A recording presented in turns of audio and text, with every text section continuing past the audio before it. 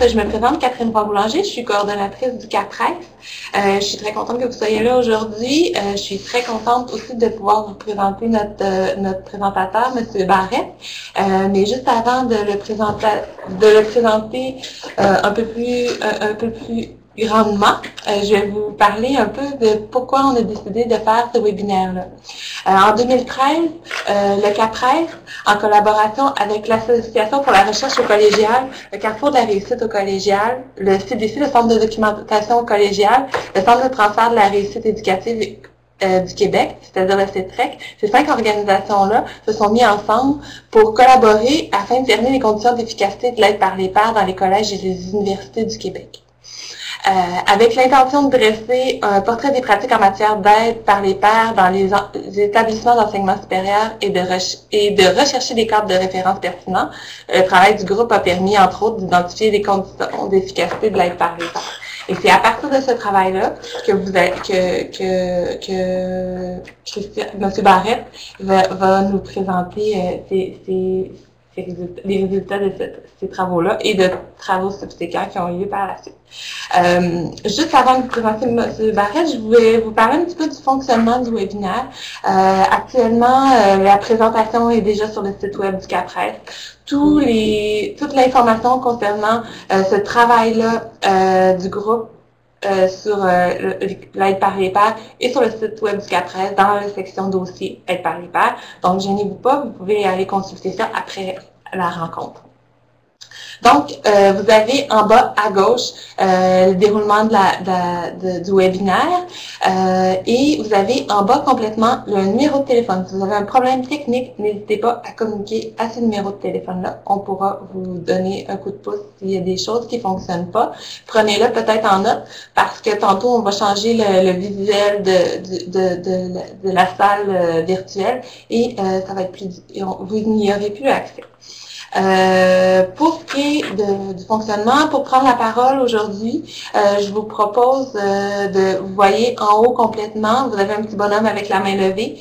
Si vous voulez prendre la parole, vous cliquez là-dessus et nous, on débloquera vos micros et vous pourrez poser vos questions ou commentaires.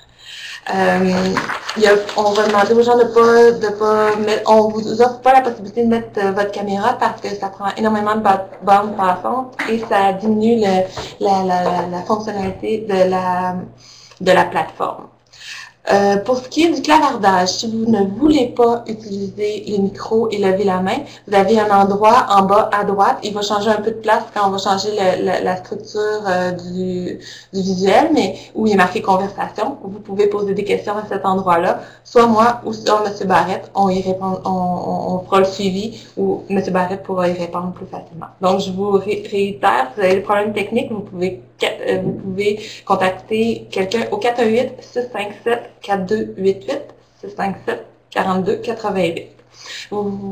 Ce webinaire est enregistré. On fait ça parce qu'on essaie de le rendre disponible sur notre site web de façon asynchrone pour les gens qui n'ont pas pu y participer aujourd'hui, qui puissent y participer par la suite.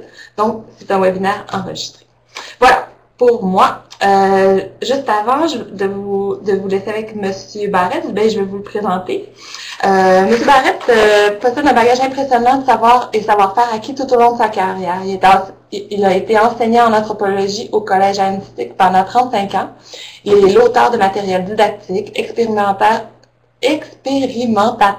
et expert dans l'exploitation pédagogique des technologies de l'information. C'est aussi un chercheur en pédagogie et un formateur reconnu par ses collègues. Il collabore depuis les débuts au groupe de travail sur l'aide par les pairs et d'ailleurs le rédacteur du dossier du CAPRES sur le sujet. Donc, si vous voulez en savoir plus, vous pouvez aller vous référer au site web. C'est les travaux de M. Barrette que vous y trouverez. Pour ce qui est des périodes de questions, comme je le disais, s'il y a des questions très importantes pendant la présentation de M. Barrette, je vous suggère de passer par le volet conversation, donc d'écrire votre question. Sinon, à la toute fin, on va avoir une période d'une bonne demi-heure pour répondre aux questions ou partager de l'information ou des façons de faire. Donc, M. Barrette, si ça vous va, je vous laisserai la parole.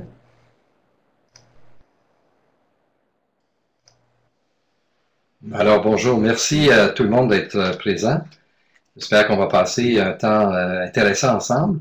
Je vais essayer effectivement de faire en sorte que la présentation soit la plus courte possible pour vous laisser un maximum de temps d'échange. Toutes vos interventions seront certainement de l'eau au moulin sur cette question importante de l'aide par les pairs, multiforme, assez difficile aussi à cerner. Ce que je vais vous présenter aujourd'hui, c'est d'abord vous mettre peut-être bien saisir la portée relative, je dirais, de ma présentation. C'est qu'il s'agit effectivement d'un travail qui n'est pas celui d'une recherche. Catherine, il se passe des... Oui, OK. Alors, ce n'est pas le résultat, bon, d'accord, d'un travail de recherche sur le terrain, autrement que dans le cadre d'une enquête que nous avons menée. Je ne suis pas personnellement un chercheur avéré dans le domaine de l'aide par les pairs. Je n'ai pas d'expérience professionnelle dans ce domaine-là.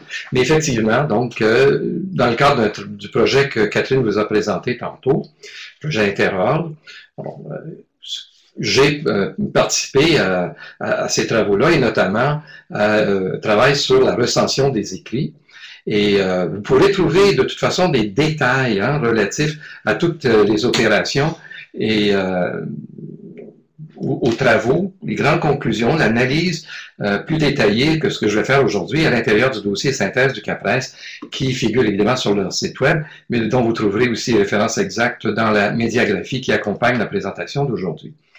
Donc, au départ, ce projet est né d'une préoccupation partagée. Bien sûr, l'aide par les pairs est effectivement une formule largement utilisée dans nos établissements. Mais en même temps, nous avons peu de données disponibles qui sont relatives à l'efficacité des différentes formules d'implantation de l'aide par les pairs, en particulier dans les réseaux des enseignements supérieurs québécois regroupant donc collèges et universités.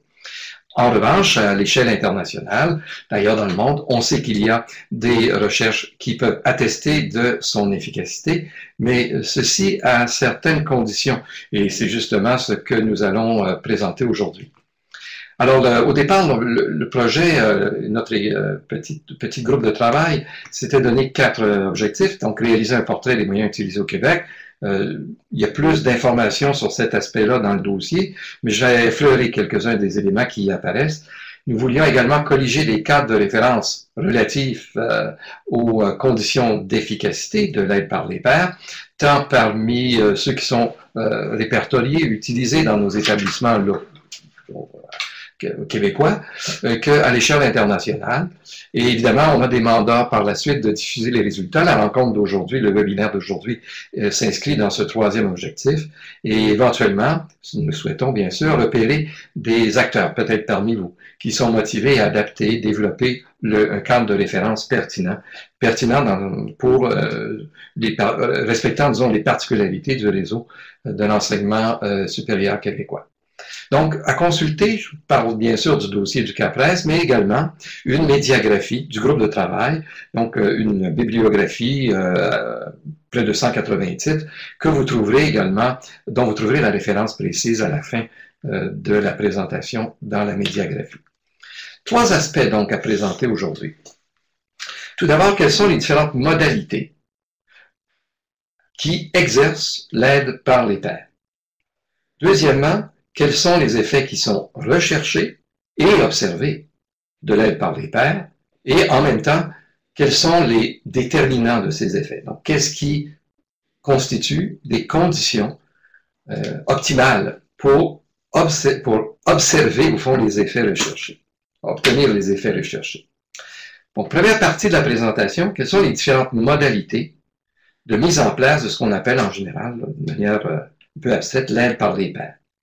Donc, premier élément intéressant que vous allez pouvoir dégager d'une bonne recension des écrits, c'est que l'aide par les pairs, en fait, sollicite un mécanisme d'apprentissage universel tout à fait répandu dans l'ensemble des populations humaines. C'est propre à l'espèce humaine, c'est l'apprentissage par les pairs. On pourrait même dire, en fait, que c'est une caractéristique là, propre aux mammifères, mais en particulier, bien sûr, chez les Homo sapiens.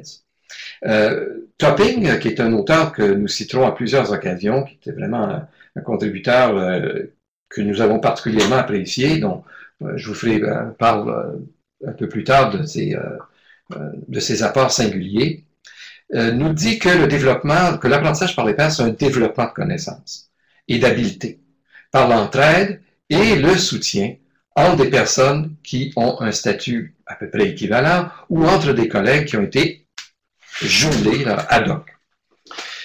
Ce qu'il faut savoir aussi, c'est que ce mécanisme de l'apprentissage par les pairs, qui peut être bien sûr un mécanisme spontané entre enfants, adultes, adolescents, dans toutes les sphères d'activité, il peut devenir également, cet apprentissage par les pairs, un élément qui est au cœur d'une stratégie pédagogique qu'on va inscrire dans des activités régulières, donc en classe, des activités d'enseignement-apprentissage qui font partie du curriculum normal, mais également peut faire partie d'une stratégie qu'on va mettre en place d'une manière spécifique en tant que mesure d'aide, en tant que mesure de soutien à la réussite. Et généralement, bien sûr, c'est cet aspect qui nous préoccupe dans les programmes d'aide à la réussite, par exemple. Alors, autour de cette notion de l'apprentissage par les pairs, surtout dans une perspective d'aide à la réussite qui qui cible, si vous voulez, des problématiques particulières et éventuellement des individus qui ont des problématiques d'apprentissage particulières. On va entendre parler de formules qui tiennent soit du mentorat, soit du tutorat, parfois aussi de ce qu'on appelle une stratégie d'apprentissage coopératif. Alors, dans l'ensemble, il y a un peu de flou, hein, bien sûr, c'est pas inhabituel, mais ce sont deux termes, mentorat et tutorat, qui sont relativement faciles à contraster. Quand on voit que, par exemple, le mentorat va se caractériser par une relation entre un mentor ou mentoré, si vous permettez le néologisme, où le mentor a plus d'expérience, plus de connaissances que son protégé. En revanche, au regard de cette formule, le tutorat sera utilisé pour désigner des situations où, à l'intérieur de la paire, il y a une différence plus réduite d'expérience et de connaissances que dans le cas du mentorat. Au fond, le mentorat va se caractériser par une relation hiérarchique, au moins en termes de connaissances et d'expérience, alors que dans le tutorat, on a une relation plus de pair, justement, avec une possibilité de relation éventuellement réciproque, ce qui signifie donc qu'il peut y avoir alternance de rôles qui aide qui. L'aidé devient éventuellement l'aidant. Monsieur Voirette, je vais vous demander, est-ce que c'est possible de baisser juste un petit peu votre micro parce que ça griche chez certains des participants? D'accord. Et de la part, si vous entendez moins bien, en tout cas, continuez à faire des commentaires, on va essayer d'ajuster au mieux possible pour que vous entendiez. Oui. Merci. J'ai diminué un petit peu. Est-ce que c'est mieux?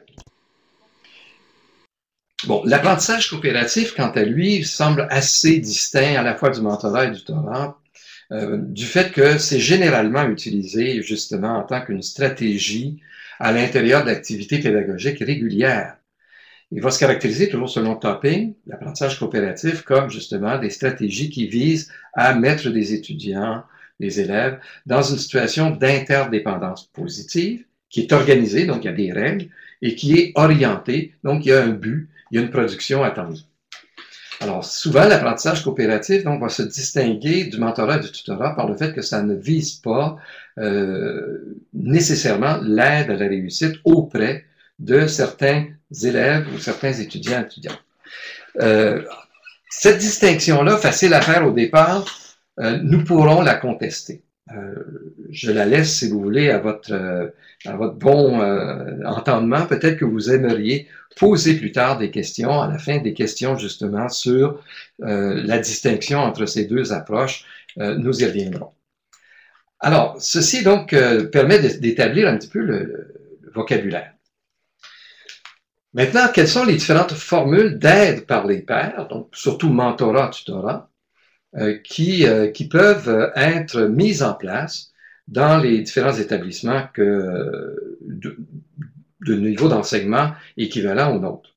Keith Topping, en 2005, nous a présenté dans une importante métasynthèse un portrait de différentes formules qu'il a recensées, d'abord au Royaume-Uni.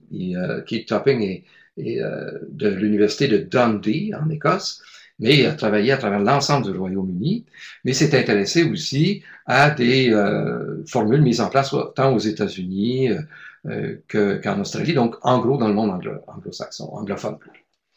Alors, ce qu'il voit, c'est que les différentes formules peuvent se décliner selon des modalités différentes et qui sont aussi, intéressant, des modalités indépendantes les unes des autres. Alors, vous en avez 6 ici. Comme on peut les combiner d'une manière indépendante, ça veut dire que déjà ici, on peut imaginer jusqu'à 36 formules différentes. On va les regarder rapidement, ça peut être intéressant que vous essayiez de penser, bon, dans mon établissement, je ne sais pas si vous avez une formule prédominante, mais en tout cas, pensez à une formule dominante dans votre établissement. Peut-être que vous pourriez essayer de la situer dans la combinaison de des modalités que je vous présente ici.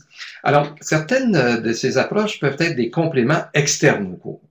D'autres vont être des activités ou des compléments qui sont intégrés au cours et qui donc changent la pédagogie. Certaines sont à participation libre, évidemment pour les étudiants, d'autres seront à participation imposée. Dans certains cas, ce sont des mesures qui visent des étudiants en difficulté uniquement. Et d'autres mesures vont cibler tous les étudiants qui suivent des cours qui sont réputés difficiles.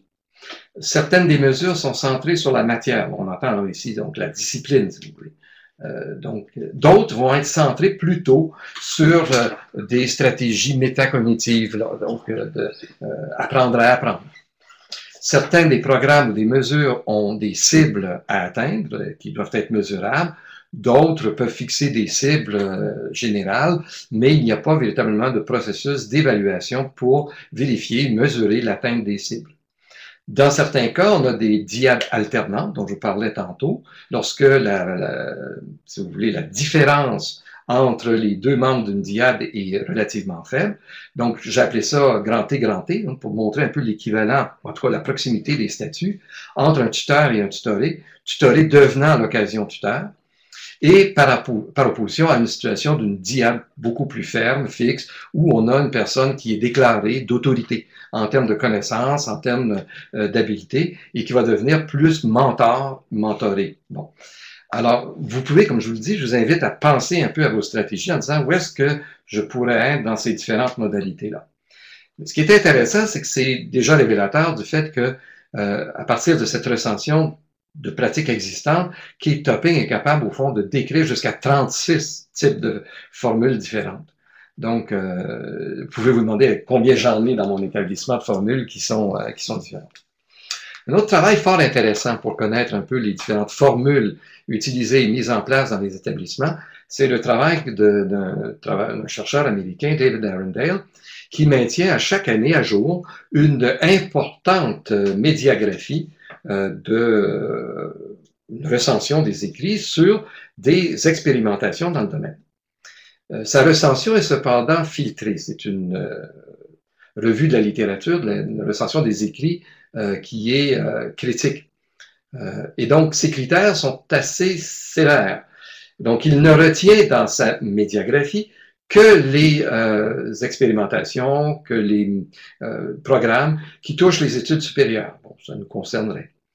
Il ne retient que les programmes qui traitent à la fois de contenus liés à la matière, donc à la discipline, et à des stratégies pour mieux apprendre. Il faut que ça fasse les deux.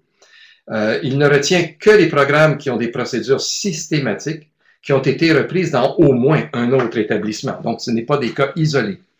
Il ne s'intéresse qu'aux programmes qui ont produit des résultats probants, c'est-à-dire au terme de démarches évaluatives qui ont fait l'objet de publications à caractère scientifique et qui ont été repris ailleurs avec les mêmes effets positifs.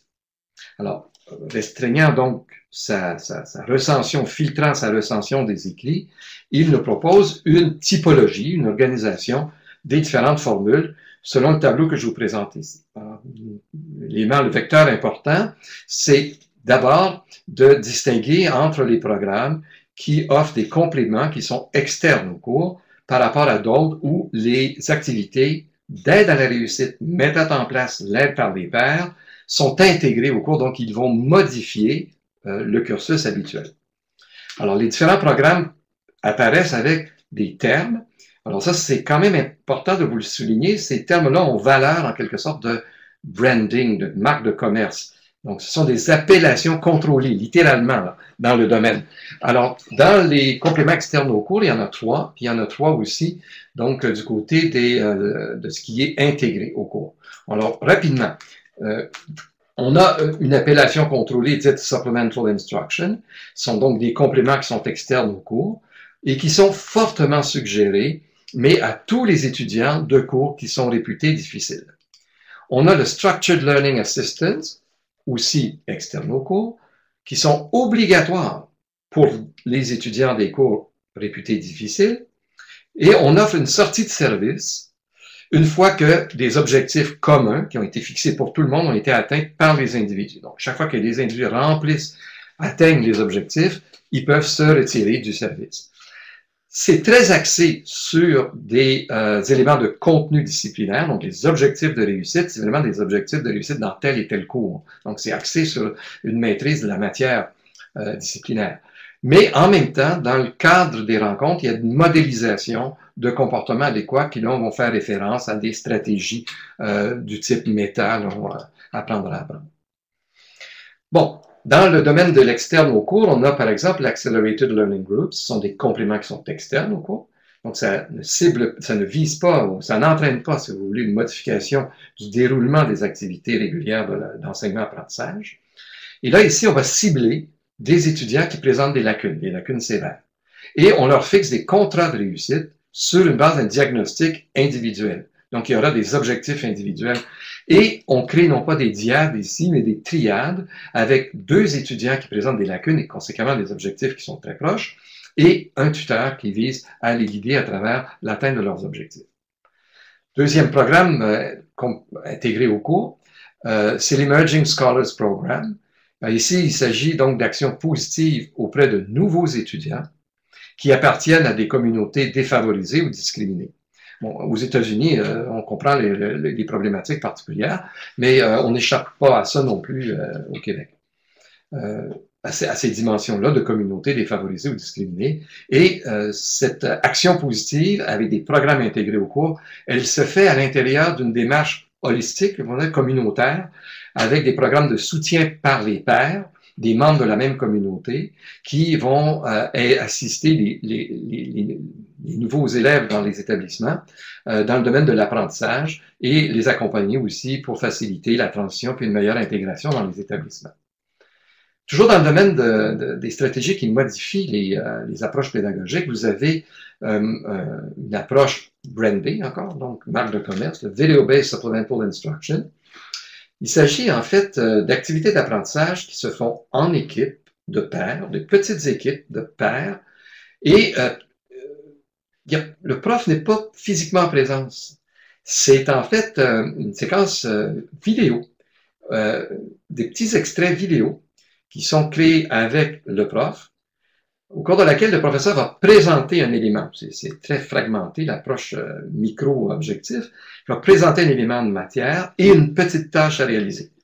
Après ça, les étudiants vont réaliser en paire, entre de petites équipes, la tâche qui vient de leur être assignée, avec l'accompagnement des facilitateurs in situ, là, sur place. Puis quand la tâche est terminée, on reprend la projection de la vidéo avec un extrait où le professeur va préciser ce qui était attendu. Il peut évidemment y avoir de la part du facilitateur là, un retour additionnel, soit individualisé, soit auprès de son équipe, de son groupe. Bon. Et puis finalement, dans le domaine toujours des compléments intégrés au cours, vous avez ce qu'on appelle le Peer-Led Team Learning, où là, des tuteurs vont guider le travail de petites équipes pour résoudre de manière coopérative des problèmes de haut niveau, c'est surtout en sciences que ça va se faire, lors d'ateliers qui sont bien sûr associés au cours, mais qui vont se faire dans des locaux plus favorables que souvent les grands amphithéâtres ou les salles de classe, donc dans des petits locaux. Ici, vous voyez qu'on est très proche, on est peut-être vraiment dans un cas d'apprentissage coopératif, et on peut se demander si ici il s'agit d'une mesure d'aide à la réussite au sens où on l'entend, je le dis bien, on l'entend habituellement, donc comme une mesure plus ciblée vers des sujets présentant des difficultés. On reviendra, si vous voulez, à cette distinction, je vous le disais tantôt. Alors, ce qui est particulier avec Arendale, c'est que cette typologie qu'il nous présente de différents programmes il ne la fait pas sans recourir également à une échelle. Donc, il place ces différentes formules sur une échelle d'efficacité qu'il reprend de Ruth Kemig, un texte qui date de 30 ans. Là. Et selon Ruth Kemig, elle a établi elle-même à la suite d'une métasynthèse de résultats de différents programmes d'aide à la réussite aux États-Unis, elle a établi 4 niveaux d'efficacité. Le premier niveau est le moins élevé, le quatrième le plus élevé en termes d'efficacité. Alors, on va les regarder ensemble rapidement, commençant par le bas. Alors, ce qu'elle distinguait avec Ruth Kemig, c'est qu'il semblait que le gradient important pour expliquer les écarts d'efficacité dans les mesures, c'est une philosophie, en fin de compte, conception générale des programmes d'aide. Lorsqu'on a des programmes d'aide où on a un processus qui permet de diagnostiquer un individu présentant des lacunes, des faiblesses, et conséquemment une approche qui est centrée sur une remédiation individuelle, ce qu'elle a remarqué dans sa recension, dans son analyse des résultats en 83, c'est que ces approches-là avaient des efficacités inférieures à ce qu'elle observait en général. À titre d'exemple, nous avons des cours ponctuels de mise à niveau, dont la probabilité des effets positifs est faible. Les cours d'appoint là, ponctuels. On aurait aussi au niveau 2, toujours selon Ruth Kemig, ce que reprend et accrédite Arundel, à ce jour, 30 ans plus tard. Donc, au deuxième niveau, on aurait des stratégies d'aide individualisées à l'apprentissage qui, règle générale, obtiennent des résultats sous la moyenne. Ce serait le cas des stratégies basées sur le mentorat et le tutorat par les pairs. Au troisième et quatrième niveau, là où on aurait des résultats plus positifs, ce serait lorsque la philosophie des mesures d'aide identifie non pas un individu présentant des problèmes, mais une difficulté dans le milieu, une difficulté concernant l'environnement général. Par exemple, une difficulté de passage du secondaire au collégial ou du collégial à l'universitaire. Donc, il s'agit d'identifier une difficulté qui peut affecter les individus à des degrés divers, mais qui est d'abord une difficulté mésologique, là, environnementale, avec par conséquent aussi une approche qui va mobiliser plusieurs acteurs à l'intérieur de la communauté. Compléments externes au cours auraient des résultats au-dessus de la moyenne. D'après Arundel, le Supplemental Instruction Structured Learning, donc les 3 qui sont des compléments externes au cours, seraient de cette catégorie-là. C'est ce qu'il observe lui-même dans sa recension des écrits aussi. Il soutient ça. Et au niveau le plus élevé, ce seraient les activités ou les compléments qui sont intégrés au cours. Donc, les 3 programmes que je vous ai présentés rapidement tantôt auraient une probabilité d'effets positifs les plus élevés. Bon. Donc, vous voyez, mentorat et tutorat par les pairs, c'est un peu inquiétant de voir la position que ça occupe au deuxième niveau ici avec des résultats, probabilité d'effets positifs sous la moyenne. En revanche, il faut rappeler 2 choses. D'une part, Arundel reprend ici l'échelle de Kemig qui date de 30 ans. Et d'autre part, dans sa recension des écrits, vous l'avez vu tantôt, Arundel va rejeter systématiquement les rapports de recherche, les publications qui concernent toute intervention se situant au premier ou au deuxième niveau. Entre guillemets, là, je ne perds pas mon temps avec ce qui est réputé inefficace, ou en tout cas moins efficace que le reste. Ça veut donc dire qu'on peut se poser scientifiquement là, la question, est-ce que quelqu'un pourrait se lever et dire je veux m'attaquer à cette croyance ancrée, à l'effet que le mentorat, le tutorat par les pairs aurait des résultats sous la moyenne. Est-ce vrai 30 ans plus tard? Bien, ce que je peux vous dire, c'est que oui, quelqu'un s'est levé dans la salle puis a posé la question. Et cette personne, c'est Keith Topping, qui, donc, en 96, 2000, 2005, publie 3 textes. Le plus important, celui de 2005, où il a commencé en 96 à s'intéresser à l'aide par les pairs, apprentissage par les pairs, et il va graduellement se centrer sur la problématique précise du mentorat et du tutorat par les pairs. Donc, à travers ces travaux, et je vous suggère fortement, quel que soit votre niveau d'intérêt pour le sujet, de lire le texte de 2005, évidemment médiagraphie. Donc, Keith Topping en arrive à soutenir, c'est sa thèse étoffée, que le tutorat par les pairs peut constituer une forme efficace d'apprentissage par les pairs en vue d'améliorer la réussite, mais à certaines conditions qu'il a identifiées dans la métasynthèse qu'il a réalisée de résultats d'études empiriques. Et c'est ce dont je veux évidemment vous faire part aujourd'hui. En parlant, bien sûr, des effets du tutorat par les pairs et de leurs déterminants, donc des conditions qui vont optimiser ces effets. Mais avant d'arriver à cet apport majeur de Topping, j'aimerais continuer de faire un petit peu le portrait de l'état de nos connaissances sur ce sujet-là au Québec.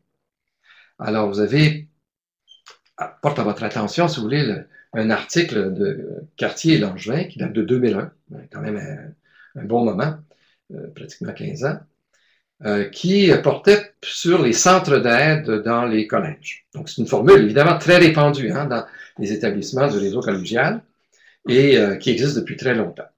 Alors, ce que Cartier et Langevin avaient noté, c'est que les centres d'aide reçoivent des évaluations positives. Mais ces évaluations positives sont basées sur deux grands indicateurs. Tout d'abord, la satisfaction témoignée par les élèves ou les étudiants qui fréquentent les centres d'aide s'en disent très satisfaits. Et le deuxième indicateur, c'est la fréquentation qui est élevée.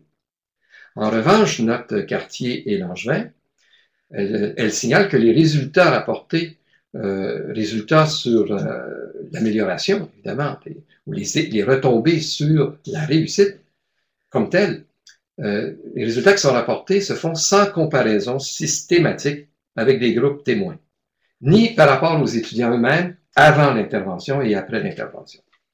Et que d'autre part, elle signale aussi que lorsqu'il y a des résultats qui sont rapportés, c'est souvent sur la base de groupes expérimentaux qui sont assez petits. Donc, oui, satisfaction élevée, fréquentation élevée, mais pour tout dire, il n'y a aucune donnée probante sur l'efficacité de la mesure comme telle quant à son impact sur la réussite. Dans le cadre d'un travail beaucoup plus important, Barbeau, qui a fait une métasynthèse, donc un retraitement statistique près d'une centaine de recherches à caractère empirique, ça va de soi, sur différentes formules d'aide à la réussite dans les établissements du réseau collégial. Elle s'est intéressée spécifiquement à deux recherches. Il y en a seulement deux, il n'y en avait pas d'autres, puis à ma connaissance, il n'y en a pas eu d'autres. Deux recherches quantitatives qui concernaient l'aide par les pairs et leurs effets sur la réussite dans le réseau collégial. Donc celle de Jocelyne Désy et Sébastien Gélinon. Mathématiques et français, centre d'aide. Et elle conclut, donc, Barbeau, l'effet des interventions où un autre élève entre en jeu, voulait dire évidemment l'aide par les pairs, est négatif. Il est négatif, pas neutre, comparativement à celle où ce sont des enseignants, des professionnels et d'autres employés du cégep qui interviennent. Évidemment, elle a utilisé toute la prudence de la scientifique qu'elle était pour éviter qu'on fasse un accident sur une pleure de banane. On s'entend ici qu'il s'agit de deux recherches. Mais le problème, c'est qu'il n'y en a pas d'autres. Mais quand même pondérer ce résultat-là, elle le fait abondamment et elle invitait toute personne qui reprenait ce résultat-là à considérer ici plutôt une invitation à la recherche que de tirer une conclusion de l'absence de recherche systématique. Alors, ça, c'est donc à partir de là où l'équipe de travail que nous avons constituée s'est mise au travail. On a commencé par envoyer une invitation à répondre à un sondage sur qu'est-ce que vous faites en termes d'aide à l'apprentissage, avez-vous des centres d'aide, et souhaiteriez-vous également que nous vous recontactions pour avoir plus d'informations sur ce que vous mettez en place et ce que vous avez comme document de référence pour vos programmes d'aide par les pairs. Alors, on a envoyé ça à pratiquement la totalité de tous les établissements tant du réseau collégial qu'universitaire au Québec, et 49 établissements ont répondu au sondage. De ces 49 établissements, il y en a 16 qui ont déclaré en fait ne pas faire de suivi là, de leur propre programme, ou en tout cas ne voulaient pas être contactés par la suite. Avaient acquiescé à répondre aux 4 ou 5 questions du sondage, mais ne voulaient pas aller plus loin là, dans toute démarche. Donc, nous avons ensuite contacté les personnes qui semblaient intéressées à avoir un suivi, et il y en a 21, pas personnes, mais responsables, disons, dans les établissements, 21 personnes qui ont décliné, qui n'ont pas donné suite à nos appels, nos tentatives de contact, ce qui fait qu'au total, au final, il y a 12 établissements, 9 collèges, 3 universités, qui nous ont transmis des informations sur les programmes qui sont en œuvre dans leurs établissements, dans leur établissement. Alors, en examinant ces résultats, ces documents, voici un certain nombre d'observations qu'on peut faire. Tout d'abord, le tutorat par les pairs, c'est la formule la plus répandue. Elle est appelée comme ça. Et elle se réalise surtout dans des centres d'aide. Donc ça, c'est prédominant. On a des situations où le recrutement des élèves, évidemment, est proposé ou parfois imposé à des étudiants qui sont en difficulté. Les cibles sont clairement d'améliorer des résultats dans une discipline. Il y a quelques informations, documents que nous avons sur les 12 établissements qui semblent montrer une préoccupation ou une considération ferme pour le développement de stratégies métacognitives, non seulement donc obtenir de meilleurs résultats dans une discipline, dans un cours donné, mais également développer des meilleures approches pour la réussite des études supérieures. En revanche, il y en a peu de documents qui font état d'une préoccupation explicite pour une dimension dont nous verrons l'importance plus tard, qui est l'estime de soi. Également, nous n'avons pas recensé de documents faisant état d'un contrôle de l'écart, hein, on en a parlé tantôt, du tuteur et du tutoré, encore moins d'inversion des rôles entre le tuteur et le tutoré. De sorte que on appelle tutorat par les pairs ce qui est pas loin d'être du mentorat en réalité. Et l'autre chose, c'est qu'on demandait aussi aux établissements, est-ce que vous avez des cadres de référence sur lesquels vous vous appuyez pour mettre en place l'aide par les pairs? Tout fait pratique, là, il n'y en a pas. Il y a eu quelques mentions de certains textes là, qui ont été inspirants, mais qui sont de l'ordre, disons, des stratégies générales de l'aide à la réussite. Mais, bon, par exemple, parmi les modèles que je vous présentais tantôt, le Brandy d'Arundel, aucun des établissements n'a dit, nous, on fait, par exemple, du supplemental instruction, par exemple. On sait par ailleurs que dans le réseau universitaire Concordia, à Montréal, apparemment, c'est comme la seule université qui a un plan d'expérimentation de supplemental instruction. Bon, ça nous amène donc maintenant, avec ce portrait-là, à dire, bon, ben, peut-être que le modèle de topping serait intéressant. Parce que le modèle de topping, en fait, il reprend là où Arundel abandonne, en quelque sorte, quand il dit, je me fie à l'échelle d'efficacité de Ruth Keming pour dire que tutorat et mentorat par les pairs, c'est pas suffisamment efficace pour que ça fasse partie même de ma recension des écrits. Keith Topping se dit, est-ce que le tutorat par les pairs, qu'il avait observé aussi comme étant une mesure largement pratiquée au Royaume-Uni, et lui était un acteur du milieu, là, il en a mis en place, puis il en a supervisé des programmes semblables, il s'est dit, est-ce que c'est efficace, et si oui, est-ce que je peux déterminer dans quelles conditions cela est? Donc, parler d'efficacité du tutorat par les pairs, c'est nécessairement parler des gains qu'on va obtenir. Donc, attardons-nous aux effets, aux gains. Alors, première chose, c'est que le tutorat par les pairs a des gains mesurables, donc, mesurables, quantitatifs, là, dans la maîtrise de la matière ciblée, à la fois pour, ça c'est important, à la fois pour le tuteur et le tutoré, mais à condition que l'organisation du programme soit adéquate. Alors ça, c'est intéressant, mesurable dans la maîtrise de la matière. Donc, ça veut dire qu'il devrait y avoir normalement une mesure qui permet de témoigner que les élèves qui fréquentent ces services d'aide obtiennent de meilleurs résultats que des élèves équivalents qui ne les fréquentent pas. Deuxième élément, on devrait avoir aussi des gains observables. Vous voyez la nuance entre mesurable et observable. On peut les observer. Donc ici, c'est quantitatif, mais en termes, si vous voulez, de fréquence, amplitude, des mesures un peu plus molles, évidemment, que les gains observés dans les résultats scolaires.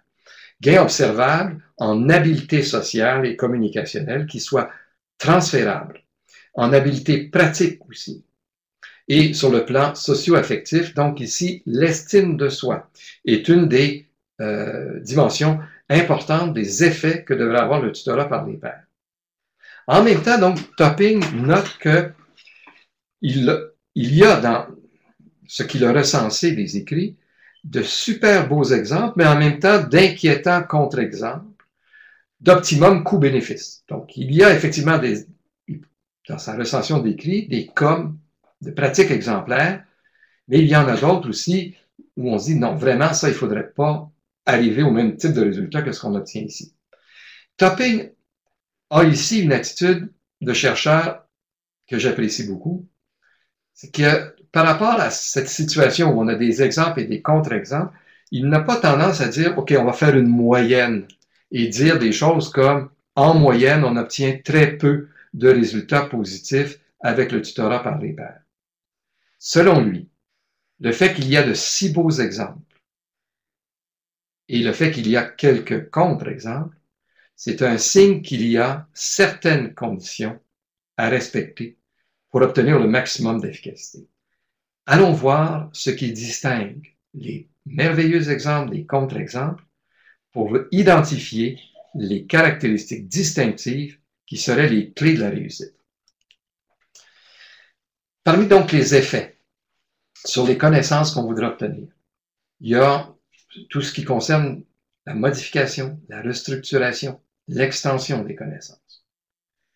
Un passage des connaissances déclaratives aux connaissances conditionnelles sont des descripteurs là, courants dans les recherches pour décrire les effets positifs du tutorat ou de l'aide par les pairs.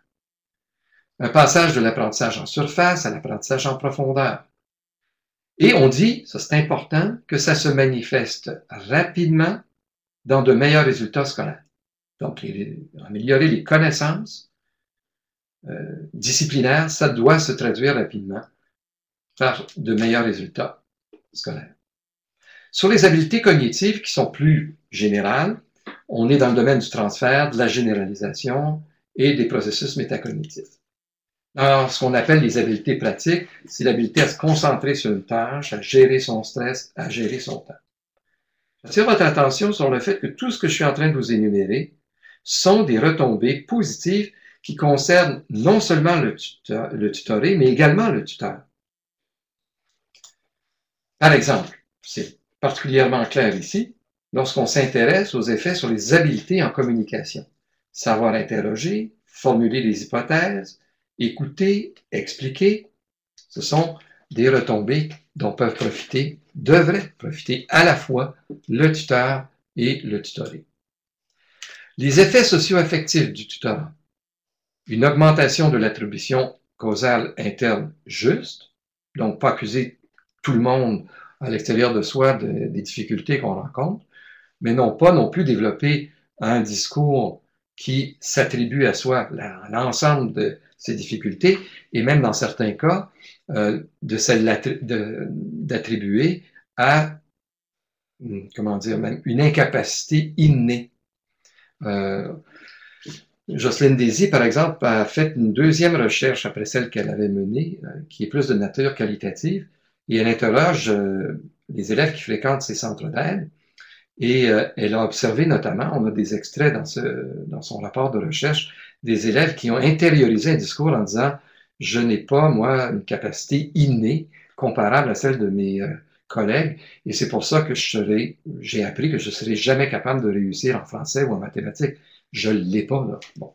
Donc, une juste attribution causale interne, une augmentation de l'estime de soi et une augmentation de la motivation. Évidemment, c'est intimement lié tout ça. Alors, Topping nous dit donc, oui, on peut obtenir tous ces résultats positifs autant chez le tuteur que chez le tutoré, à certaines conditions. Et j'ai mis le texte ici dans son anglais académique.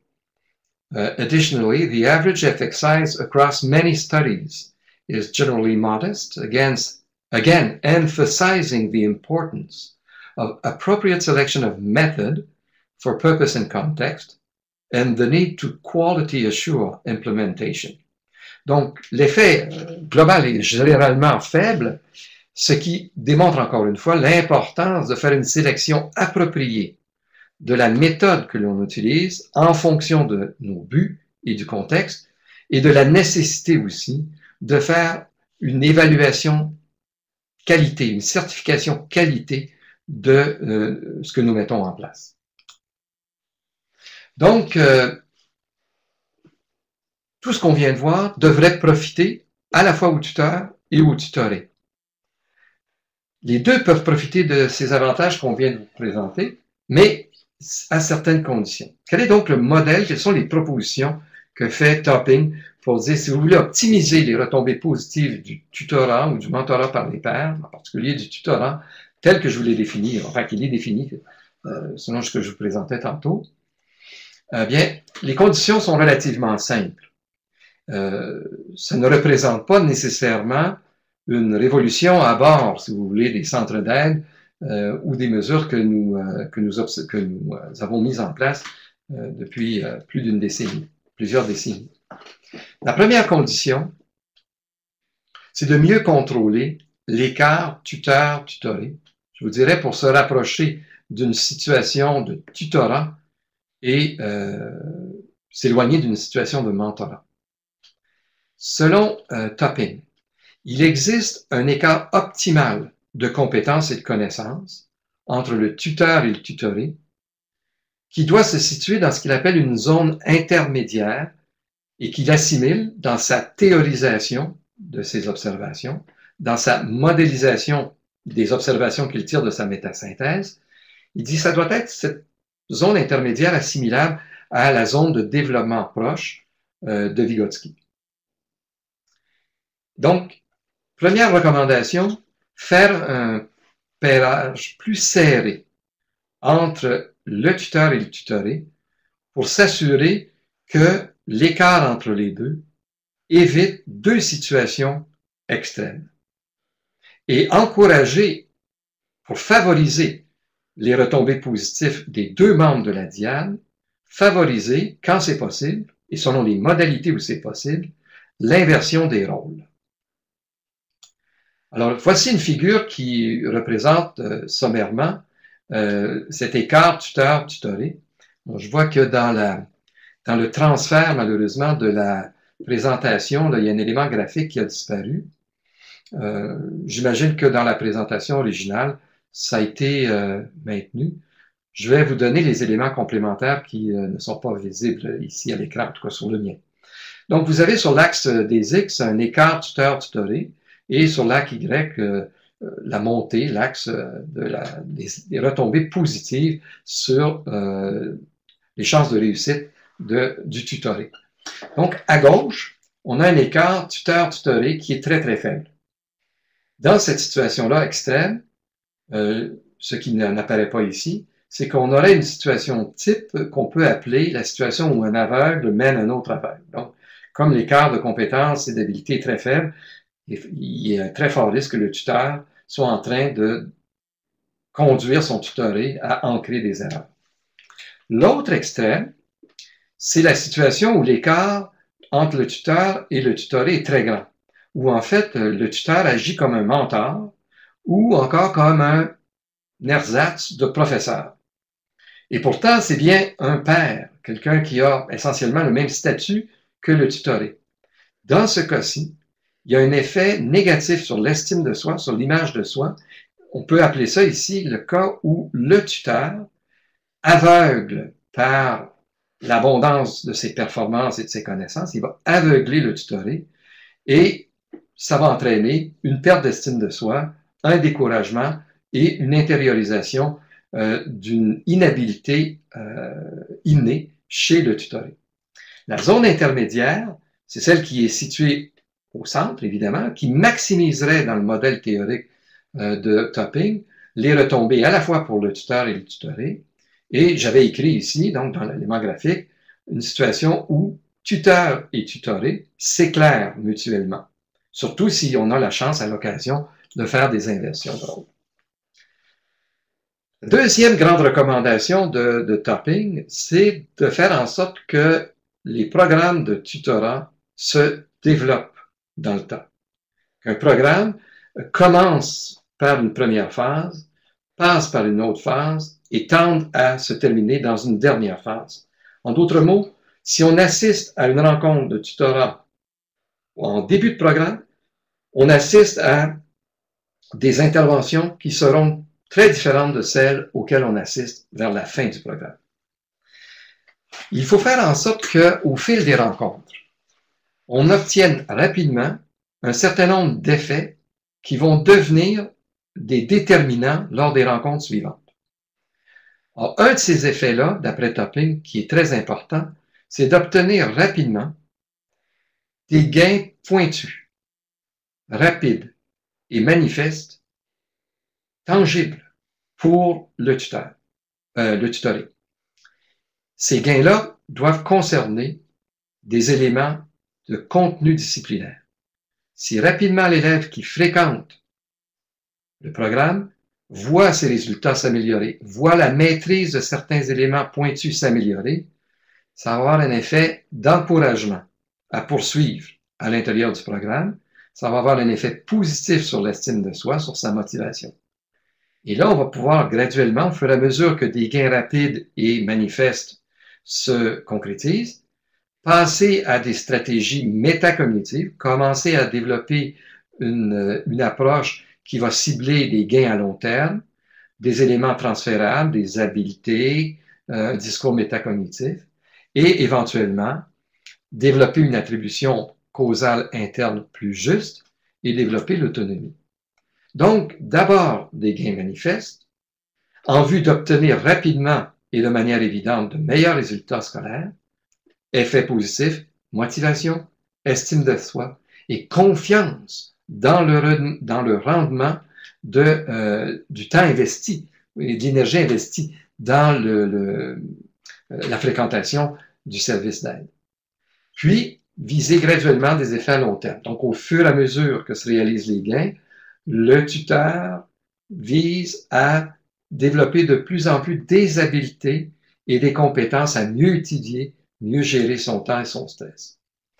Augmenter chez le tutoré, vers les épisodes de la fin, lorsqu'on peut tabler sur une meilleure estime de soi, sur des résultats tangibles, on va commencer à favoriser chez le tutoré le développement d'habiletés à généraliser, à s'auto-réguler,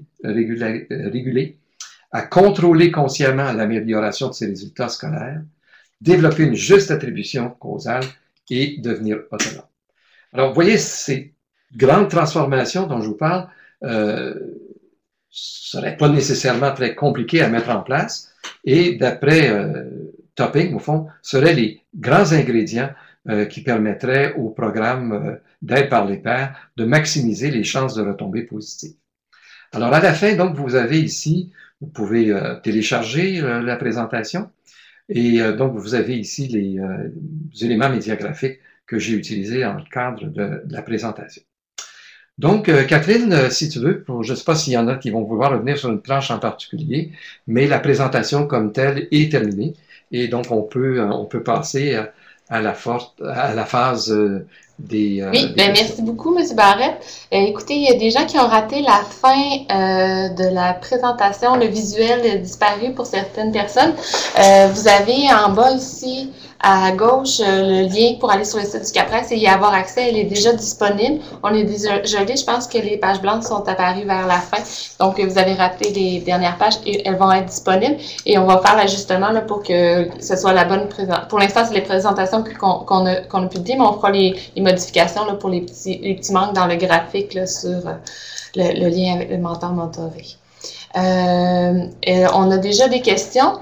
On a Madame Maftoul qui demande, elle a une question sur l'apprentissage par les pairs en contexte de stage. Je vais débloquer votre microphone immédiatement. Donc, Madame Maftoul, vous pouvez poser la question. Votre micro est maintenant débloqué.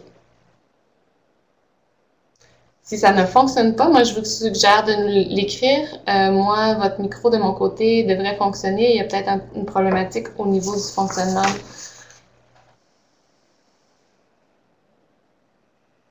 Donc, la question est au niveau de la littérature disponible pour les stages en contexte de santé. En gros, c'est, j'aurais une question sur l'apprentissage par les pairs en contexte de stage. Donc, c'est pour avoir accès à la littérature. Monsieur Barrette, j'imagine que dans la médiagraphie qui est disponible, que vous avez rendu en partie disponible sur votre présentation, mais qui est disponible sur le site web du CAPRES, ça peut être quelque chose qui peut être pertinent à aller vérifier. Deux choses ici qui sont intéressantes. La première, c'est de vous signaler que dans la formation des médecins au Royaume-Uni, on a introduit une compétence qui est celle, disons, de faire apprendre, d'aider les patients à apprendre à mieux gérer leurs problématiques de santé. Conséquemment, dans les programmes d'enseignement des facultés de médecine au Royaume-Uni, on a mis en place des programmes d'aide par les pairs, donc d'apprentissage et donc d'enseignement mutuel, pour établir un contexte pédagogique de développement de cette compétence à enseigner et à communiquer des connaissances à d'autres. Donc, oui, il y a énormément, c'est pas en soins infirmiers, c'est véritablement dans le domaine de la formation des médecins. Certainement, par ailleurs, il y a des informations fort pertinentes à tirer des expérimentations qui se font au Royaume-Uni en cette matière. D'autre part, la question de l'aide par les pairs en stage, elle est intéressante parce qu'elle soulève aussi la question de la pertinence de la frontière entre l'aide par les pairs, l'apprentissage par les pairs, comme mesure d'aide auprès d'élèves en situation de difficulté, par rapport à une approche en tant que stratégie pédagogique utilisée d'une manière, j'utilise à dessein le terme universel, c'est-à-dire s'adressant à tout le monde. En stage, l'aide par les pairs, ce ne sera pas une mesure qui va viser des étudiantes ou des étudiants qui ont des problèmes particuliers, elle va s'adresser à tout le monde. Donc, on peut se demander, est-ce que la frontière, quelle est la limite de la frontière entre les deux? La question est ouverte si vous voulez en débattre ou en la poursuivre. Il y a Madame Marteau, votre micro est toujours débloqué. Si vous voulez tenter de nous parler directement, c'est possible. Donc, ce qu'elle demande, c'est, elle dit, le pairage est donc moins nécessaire. Est-ce que c'est le cas, M. Barrette? Surtout, effectivement, si ce pairage-là est volatile, c'est-à-dire si il s'agit d'une roue qui tourne.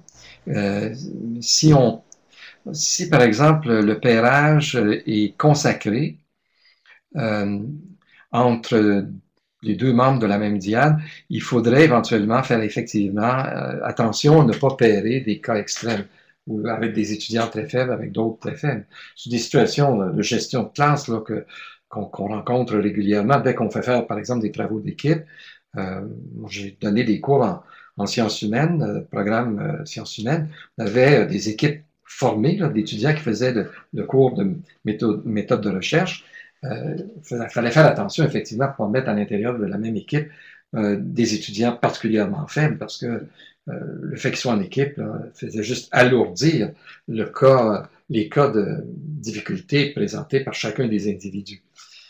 Donc, oui, si on a des situations où le pairage change d'activité en activité, il est plutôt spontané, on n'a peut-être pas besoin de se soucier de ça, mais si on a des pairs, des diades qui sont formés, qui sont un peu cristallisés, il faudrait éviter qu'il y ait des situations extrêmes dans notre pairage. Parfait, merci beaucoup. On a Mme Sirène qui demande que les études de Mme Barbeau parlaient d'effets négatifs, Topping parle d'effets faibles. Est-ce qu'on doit privilégier le tutorat ou le mentorat? Alors, ça semble évident dans le modèle que dégage Topping des programmes qui ont eu plus de succès dans ce qu'il a recensé, comme je vous dis, surtout sa recension 96 jusqu'à 2000, puis ensuite il a modélisé ça pour en faire son article maître d'œuvre en 2005. Ce qu'il observe, c'est que les formules à succès sont celles où l'écart entre tuteur et tutoré se situe dans la zone intermédiaire que je vous ai présentée tantôt. Et manifestement, quand on a une situation de mentorat entre individus de statut égal, qu'est-ce que je veux dire par là? Je voudrais dire, sans doute que ça doit correspondre à la situation où on recrute comme tuteur des élèves les plus forts dans une discipline, qui ont une formation, souvent ça leur est donné de manière ponctuelle, mais parfois à l'intérieur de cours complémentaires, même crédités, pour devenir des tuteurs et qui reçoivent parfois un salaire pour exercer ce travail-là. Donc ce sont des gens de même statut, mais en revanche, dans la diade, se présentent comme recrutés de meilleures performances, de plus haut niveau, ayant donc une délégation d'autorité sur le tuteur pour l'aider. Là, on est plus dans le modèle hiérarchique qui correspondrait au mentorat. Donc, si on a un phénomène de tutorat où se réalise en fait une relation de mentorat, d'après moi, dans la compréhension que j'ai du modèle de Topping, on n'aurait pas mis en présence les conditions optimales de réussite. Un mentorat où, par exemple, on présente un étudiant de niveau supérieur, un étudiant de troisième avec un étudiant de première, l'étudiant de première va concevoir que l'étudiant de troisième en sache plus que lui, et qu'il est donc plus à même de reconnaître son autorité. S'il s'agit évidemment, par exemple, de quelqu'un qui est en première ligne de l'université, à qui on demande de venir accompagner des finissants au collégial ou des étudiants de première, même au collégial, le mentor aura d'emblée, par une distinction de statut, cette différence d'expérience et d'habileté qui sera non seulement reconnue, mais acceptée. Là où ça devient plus problématique, c'est quand il s'agit d'un père, c'est-à-dire vraiment quelqu'un qui a le même âge, s'habille comme toi, écoute la même chose que toi, mais tout d'un coup, lui, il l'a en français. Moi, je ne l'ai pas. Et là, il y a un problème d'estime de soi. C'est là-dessus qu'il faut travailler pour éviter une internalisation d'une explication d'un déficit, comme je dis, infranchissable, inné, j'y arriverai jamais. C'est ce discours-là qui est à risque dans cette situation-là. Donc, et ce que note Topping, vraiment, c'est les formules, les établissements qui ont obtenu les meilleurs résultats sont les établissements qui ont fait attention à cette différence-là. Il cite plus loin que ça, je vais aller un petit peu plus loin. Il va même donner des exemples où il dit les centres d'aide, c'est une très mauvaise appellation, en particulier pour les garçons, un peu comme les hommes ont de la difficulté à avoir des relations avec des médecins, à se déclarer malade puis aller en clinique et dire « Docteur, je suis malade bon. ». D'ailleurs, je fais de parenthèse sur parenthèse, mais Ruth Kemig, elle a justement comparé, vous savez, les deux philosophies là, des approches, elle a comparé ça justement à l'approche médicale. Elle dit, au niveau 1 et 2, les moins efficaces, c'est l'approche du médecin. On va diagnostiquer un problème, puis on l'envoie en clinique voir un médecin, il va avoir son diagnostic, on lui donne son médicament ou son traitement, puis bon. Elle va opposer ça au niveau 3 et 4, plus efficace, de la santé communautaire. On s'adresse aux problèmes à leur origine. On intervient avant que les problèmes deviennent trop complexes. Bon. Donc, les images médicales dans ce domaine-là sont très intéressantes.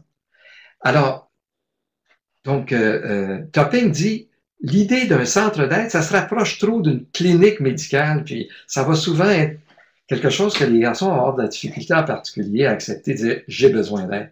Et lui, il a vu, par exemple, dans des établissements, des collèges au Royaume-Uni, ce qu'ils ont appelé des cercles d'études plutôt que des centres d'aide, où on faisait effectivement en sorte que, quand c'était possible, l'un aidé devenait l'aidant de l'autre.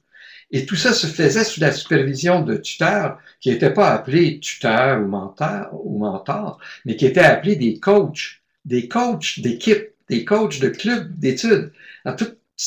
Donc, vous allez dire, on est dans le domaine des représentations, mais écoutez, on traite d'êtres humains dans des milieux sociologiques et donc de culture où la façon de nommer les choses et de les mettre en place a autant d'importance que ce qu'on met en place comme tel.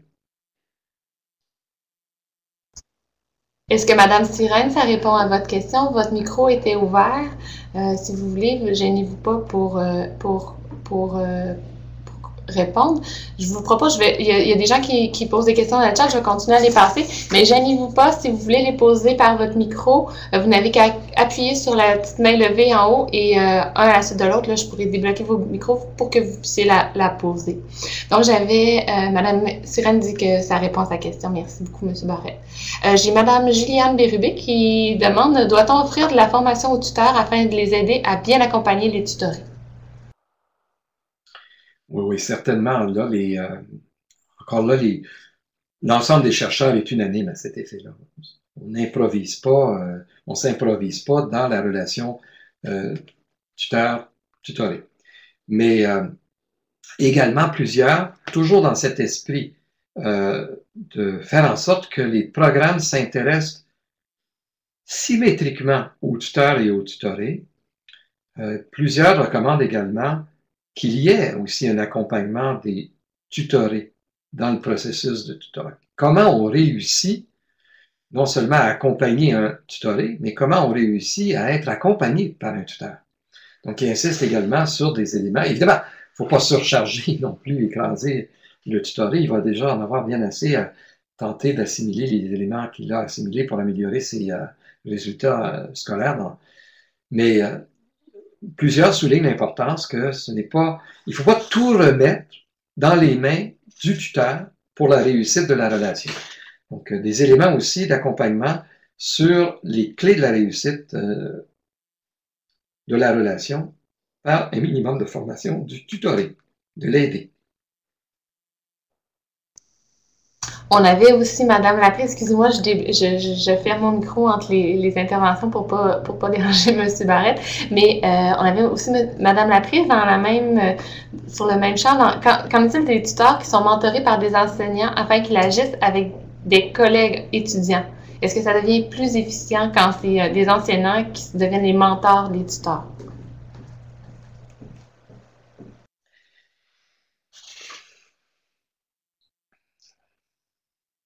Ben,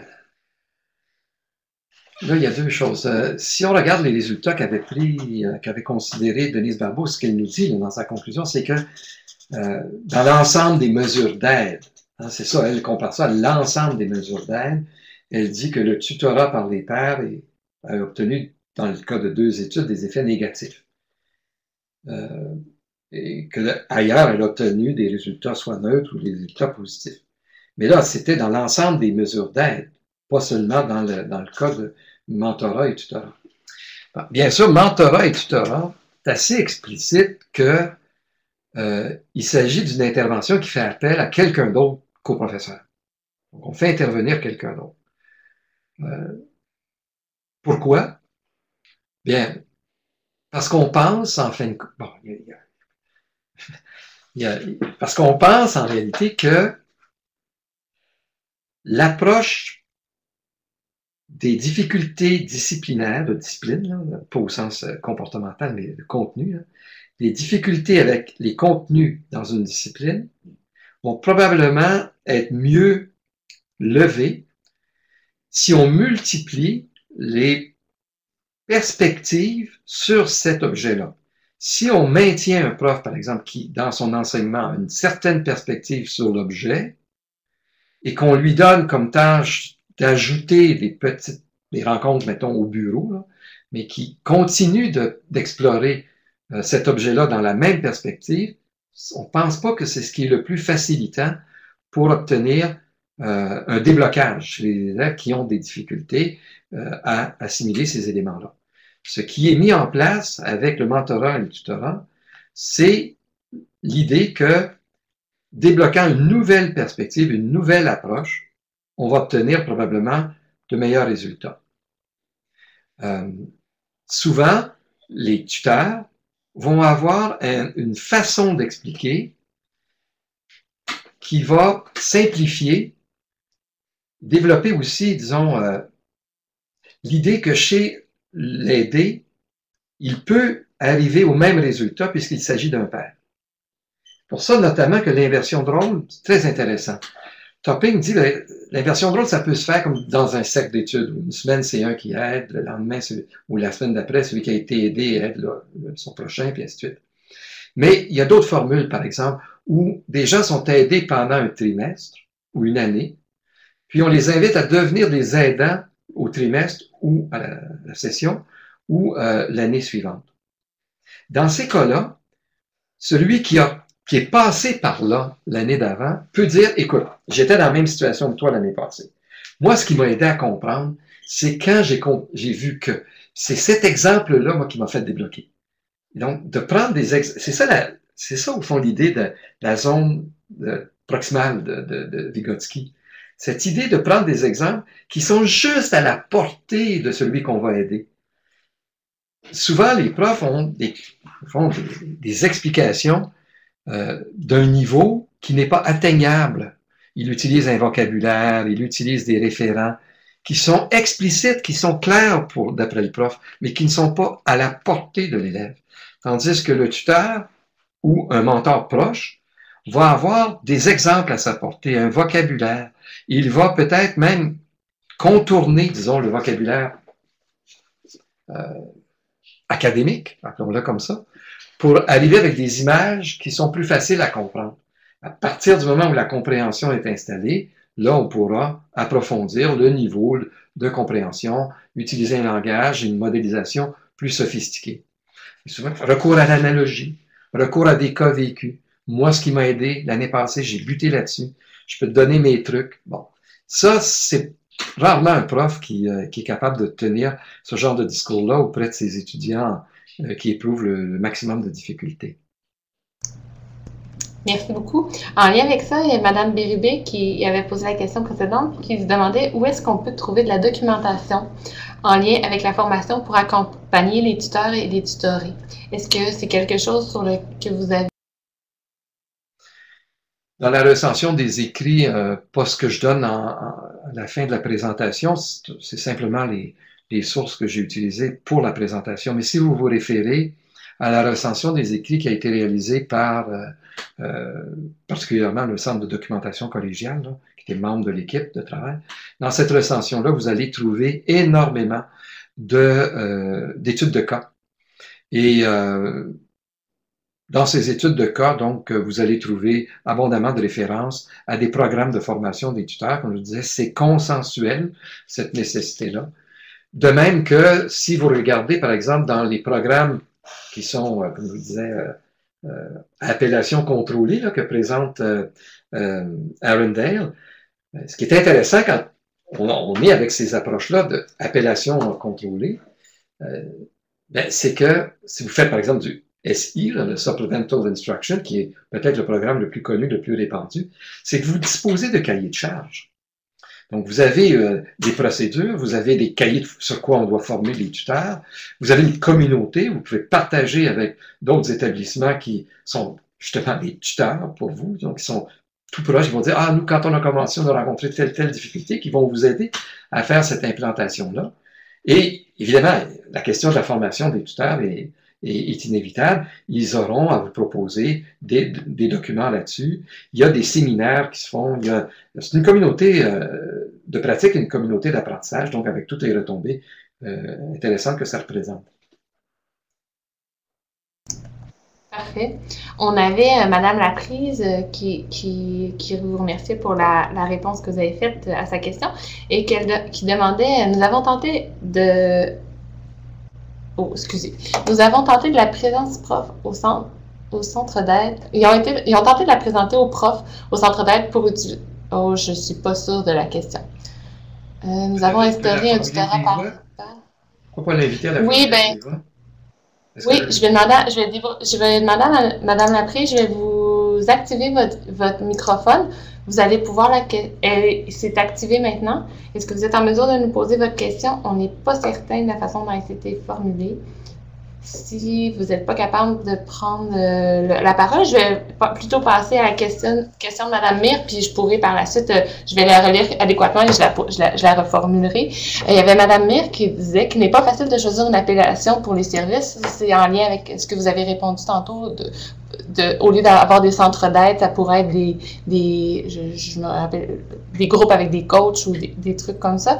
Est-ce qu'à partir du moment où ça c'est sa question, est-ce qu'à partir du moment où le tuteur est formé et est en deuxième ou troisième année, alors que son tutoré est en première année ou en deuxième année, il s'agit d'un tutorat ou d'un mentorat, considérant l'écart entre les deux? Je pense que remarquez, c'est pas une condamnation, là, le mentorat. Il faut faire attention à ça aussi. Là. Mais je pense que oui, on peut à ce moment-là dire qu'il s'agit de mentorat.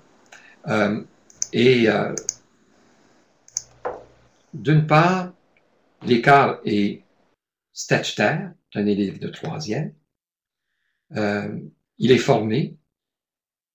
Et je crois que si ma compréhension du modèle de Topping est juste, nous ne sommes pas ici dans une situation où l'écart de compétences aurait un effet négatif, puisqu'il est statutaire. Il est établi qu'un élève de troisième en sache plus. Et là, on va essayer de faire en sorte que cet élève-là soit formé et qu'il ait des qualités de vulgarisateur et puis qu'il puisse recourir évidemment à son expérience qui n'est pas si vieille. Il va dire, moi, l'année passée ou moi, il y a 2 ans, j'étais dans une situation semblable et voici comment je dis. Bon. Donc, et l'autre chose, c'est évidemment dans une telle situation, la diade, elle est cristallisée. C'est clair que l'étudiant de troisième, il ne se mettra pas dans une position où l'élève de première va lui montrer des éléments de contenu. Donc, je pense qu'on est vraiment, là, c'est assez clair. La diade est cristallisée, il y a un écart de connaissance et d'habilité. Et par ailleurs, c'est aussi une différence de statut à l'intérieur de l'établissement, entre un élève donc, de troisième, deuxième, troisième, première. Donc, on est, à mon sens, dans une situation de mentorat. Et je crois que dans une situation comme celle-là, ma compréhension du modèle de Topping est à l'effet que les effets négatifs dont on parlait tantôt ne seraient pas à craindre ici. Je vous reviens avec la question de Madame Laprise. En fait, c'était plus un commentaire. Eux, ils ont développé la présence de professeurs au sein du centre d'aide. Ils ont instauré le tutorat par les pairs, mais les tuteurs étaient encadrés par les professeurs. Ils se sont rendus compte que ça donnait des meilleurs résultats, si je lis bien la question. Par contre, les professeurs trouvaient ce travail-là assez lourd, sont à la recherche actuellement d'une autre formule, mais une des pistes, c'est de travailler avec les tuteurs pour contribuer à créer des coffres à outils pour des futurs tuteurs, pour les aider à se préparer. Voilà, c'était le commentaire de Madame Laprise.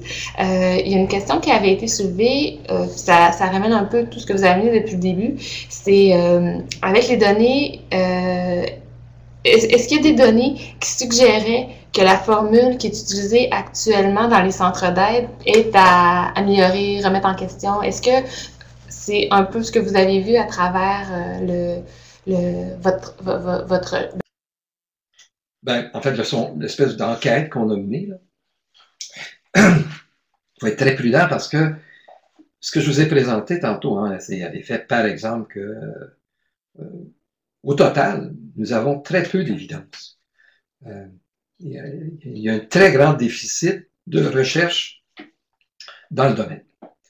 Alors, on a contacté, comme je dis, à peu près la totalité des établissements des réseaux collégiales et universitaires. Finalement, on a reçu des documents bien souvent parcellaires de 12 établissements. C'est un déficit incroyable. C'est clair qu'on n'a pas ici une image juste de ce qui se fait dans le domaine, dans les deux réseaux. C'est problématique. Et au niveau des recherches aussi empiriques, il y en a à peu près pas.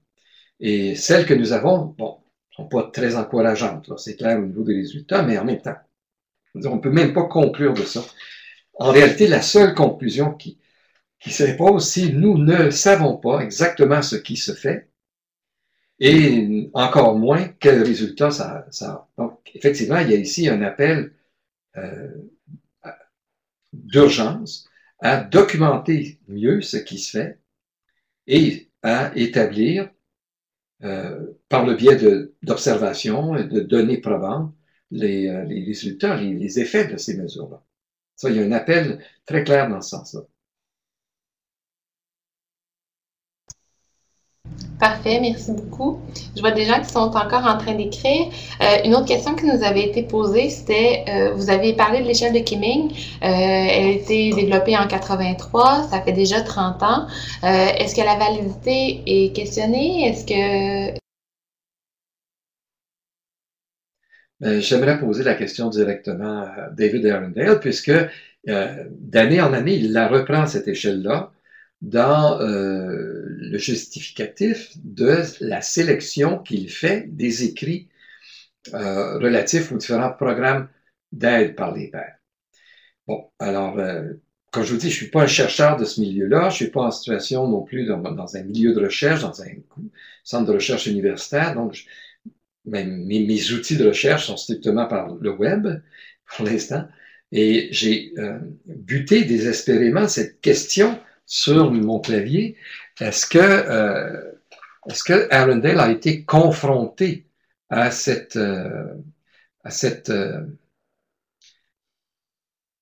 problème de recherche majeur? Il utilise une échelle vieille de 30 ans, et en revanche, il néglige toute contribution dans le domaine de la recherche qui relève des deux premiers niveaux rejetés identifiés par Kimming comme étant les moins efficaces. Mais s'il les néglige systématiquement, c'est difficile pour lui de modifier ou même de valider son jugement.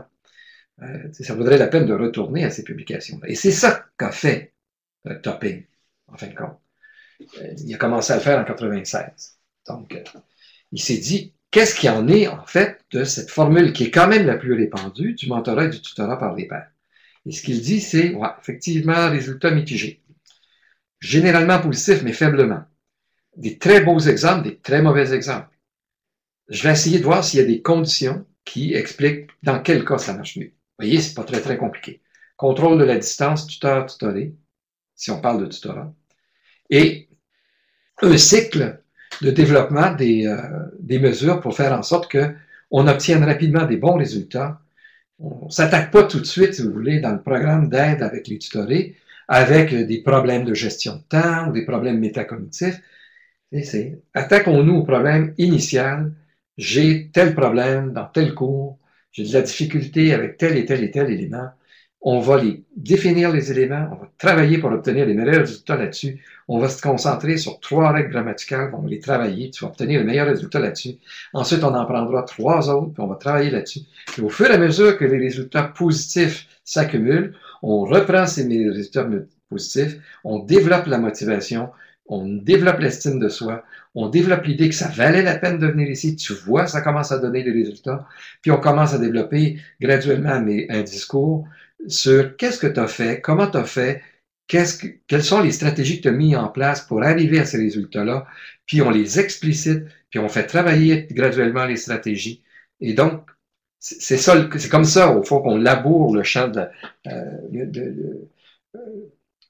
du tutoré. On n'essaie pas de faire la récolte en même temps qu'on fait les semis.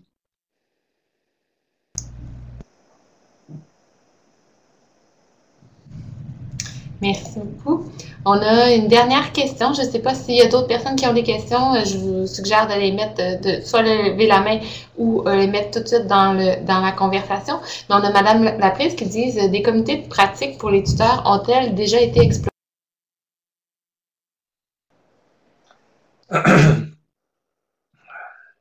Déficit de ma part. Ça vaudrait la peine de revoir la recension des écrits avec cette question-là. Ce que je peux vous dire au Québec, non. Là, comme dire, en fait, on est dans... C'est opaque. Là, ça prend des cornes de brume pour essayer de s'orienter dans ce domaine-là, tellement il n'y a pas d'évidence et de recherche. Mais sans doute que ça serait dans les écrits, dans la médiagraphie qui a été produite, ça serait une belle clé pour l'examiner. En ce qui me concerne, je ne peux pas y répondre pour l'instant. Je ne sais pas.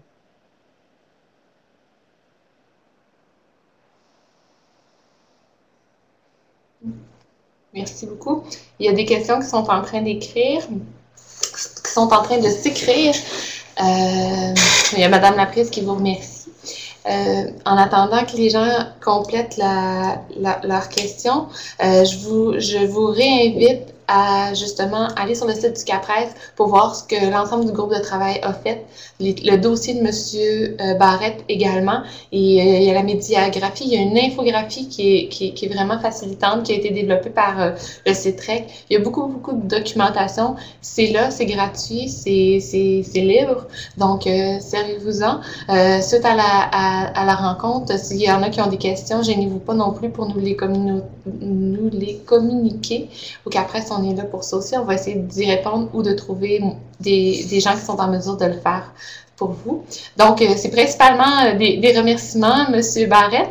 Je pense que ça va conclure le webinaire pour aujourd'hui.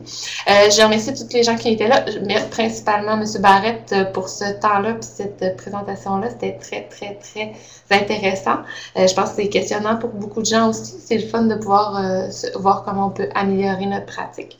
Comme je vous le disais, ce webinaire-là est enregistré. Donc, dans quelques semaines, il va être disponible sur le site du CAPRES. Vous pourrez donc le rendre disponible à des gens que vous pensez que ça peut intéresser.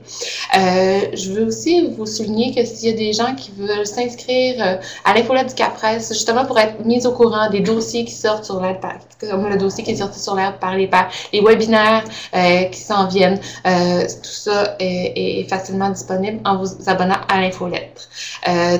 Pour finir, on a un webinaire dans un mois qui va le prochain webinaire va porter sur la conception universelle de l'apprentissage.